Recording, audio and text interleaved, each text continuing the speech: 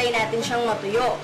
Tapos, kapag nadikit na natin siya, ididikit naman natin yung inikot natin na straw dito para magmumukha na siyang mata. O yan, natapos na yung ating spider. Pagkatapos nun, binutasan natin yung tuktok ng cup. Doon natin binuhol yung yarn, tapos sinabit natin siya dito sa barbecue stick.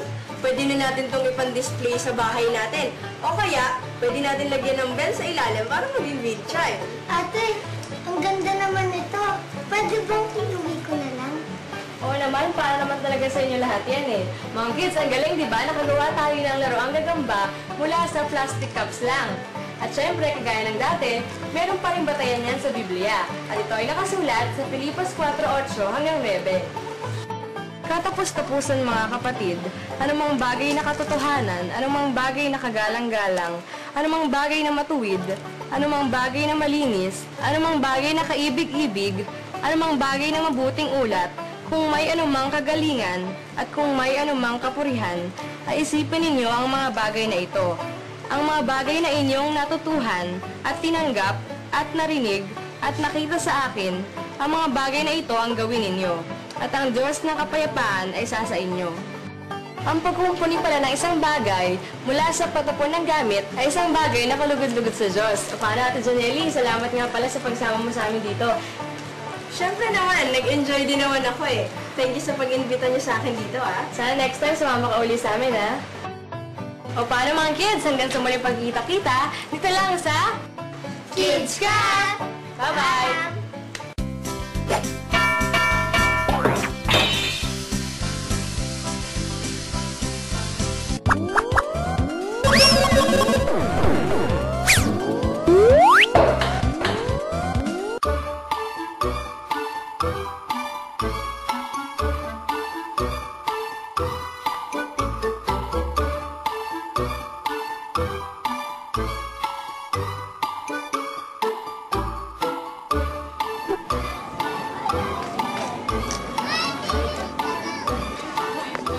Uy, tingnan niyo laruan ko.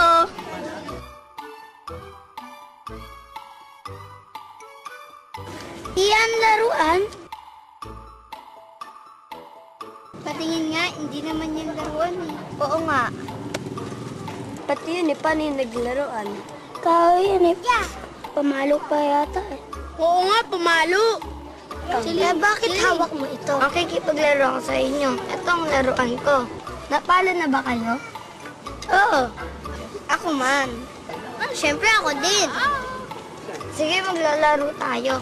Kunyari akong tatay, papaluin ko kayo tulad nito. Ops, teka, masakit yan ah. Teka, bakit ba yan ang napili mong laruin natin? Kasi madalas ako mapalo eh. Bakit kaya nausap pa yung pagpalo? Kulit mo kasi. Hindi kaya. Alam mo, Dandan, okay lang naman na mapalo tayo eh. Paano naging okay yun? Masakit nga. Oo nga. Ganito kasi yun.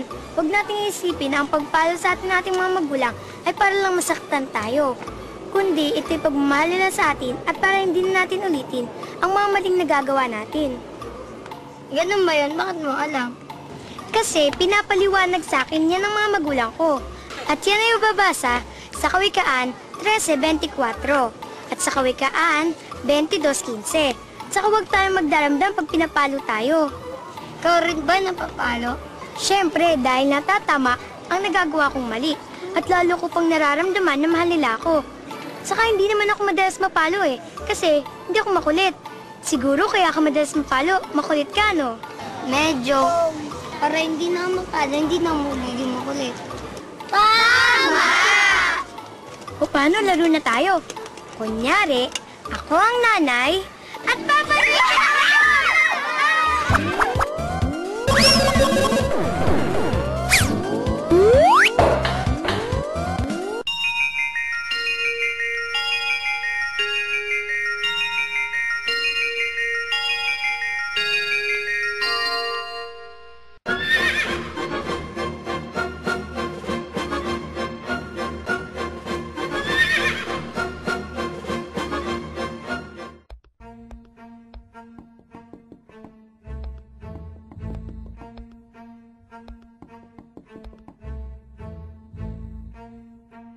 Babae, gusto naming malaman kung saan nanggagaling ang lakas ni Samson at kung paano namin siya matatalo sa laban.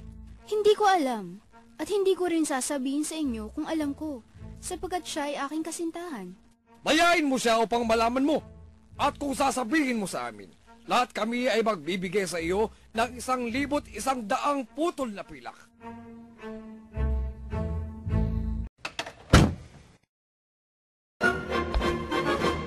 Samson, aking iniibig. Dirayan kita ng paborito mong pagkain. Maraming salamat, aking mahal. Halika, at saluhan mo ako sa pagkain. Mayroon sana akong gustong malaman tungkol sa iyo. Ano yun? Pwede mo bang sabihin sa akin kung bakit napakalakas mo?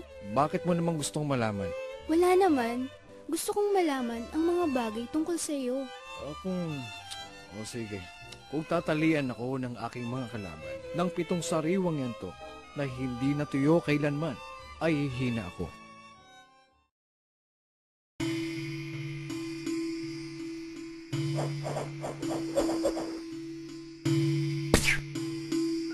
Samson! Samson! Ang iyong mga kalaban na Filisteo ay nandito!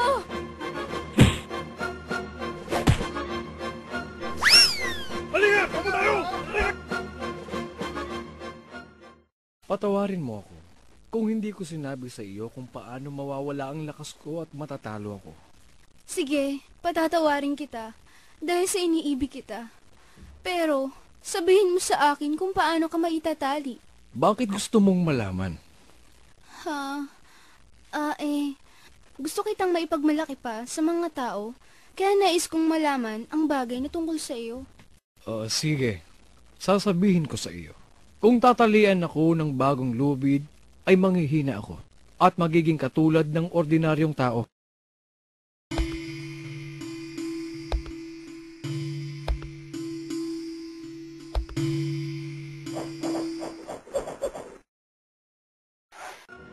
Samson! Samson! Ang iyong mga kalaban na Filisteo ay nandito! Halika! Pagod tayo! Muli ay pinaglaruan mo ako at nagsinungaling ka sa akin. Sige, sasabihin ko. Kung iyong hahabihin ng 7 tirinta sa aking ulo, nang hinabing kayo ay mawawala ang lakas ko.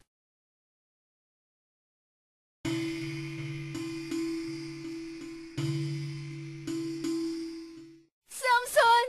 Samson! Ang iyong mga kalaban na Filisteo ay nandito!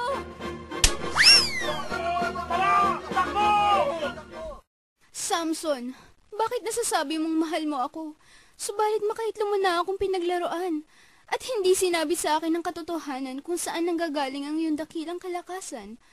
Kung tunay na ako'y iyong iniibig, ay dapat tapat ang iyong puso sa akin at wala kang dapat ilihim sa akin. Walang pang-ahit na nagdaan sa aking ulo, sapagkat ako'y naging Nazareo sa Diyos mula sa tiyan ng aking ina. Kung ako'y ahitan, ay hihiwalay sa akin ang aking lakas.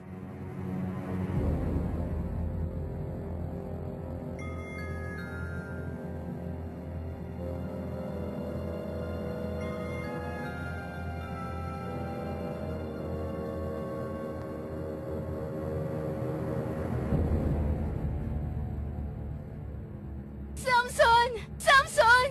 Ang iyong mga kalaban na Filisteo